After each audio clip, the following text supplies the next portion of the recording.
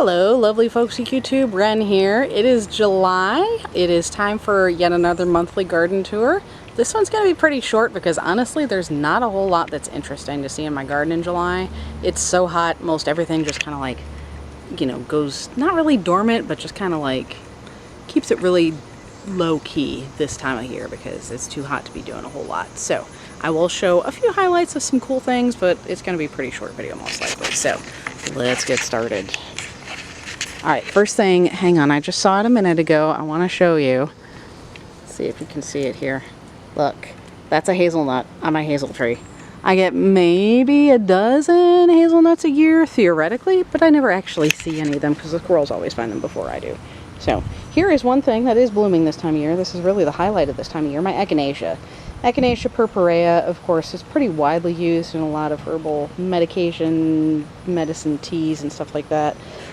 Said to have some really good properties for enhancing the immune system. Personally, I am allergic to it. I cannot have anything with echinacea in it, so I just grow it for looks.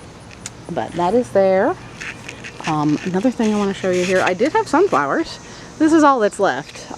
So you can see the seed is mostly gone. I did see a goldfinch in there earlier today eating that seed. A lot of the sunflowers actually got knocked down by the tropical storm that came through, so that's why I don't have as many as I should have. They're currently in a vase in my kitchen. So everything needs to be weeded because it's too hot for me to be out here, but I do have some tomatoes. So hang on, let's see, go to the other side and we can get a better view. So yep, right there. That's a couple of tomatoes. So those are the Betania tomatoes that I have, 4 of those.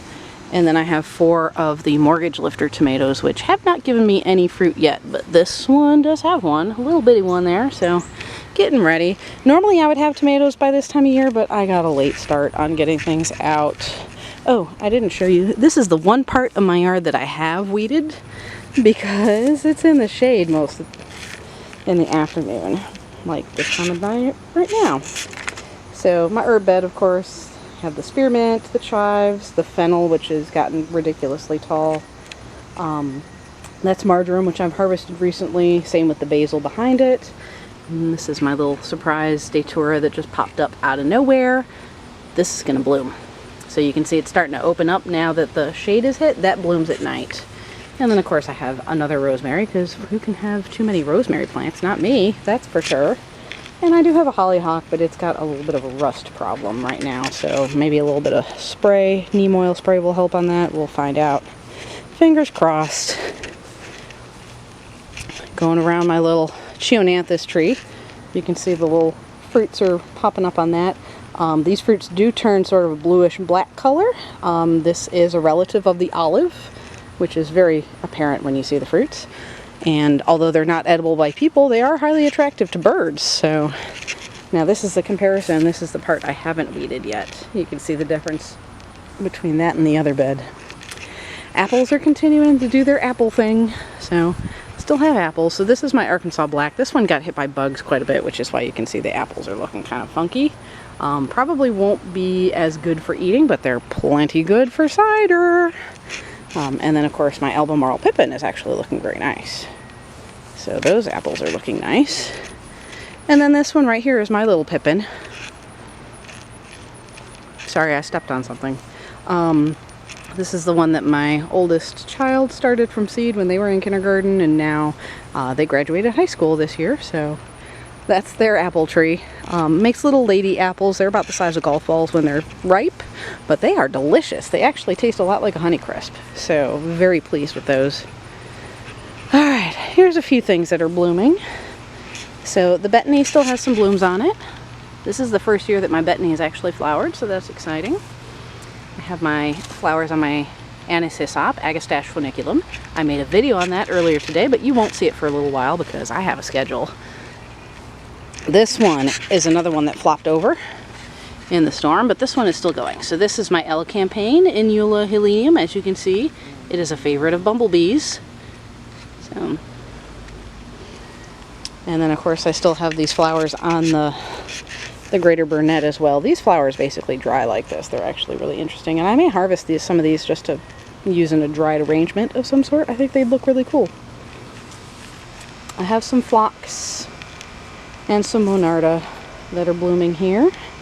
This is normally where I would have my chair, but my chair is broken and I'm waiting for my husband to build me a new one, and it's been a couple months. He's working on it, but he works at his own pace.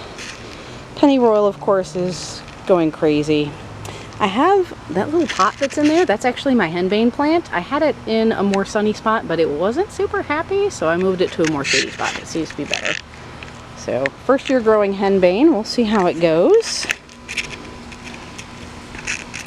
And then, of course, a lot of these things are nearly done. You can see the hydrangeas there are just kind of faded and sun bleached. The gardenias are also the same. They just kind of look kind of cruddy. And of course, back here by the pond, I do have one thing that's blooming. It's being a little noisy because the heat pump's running.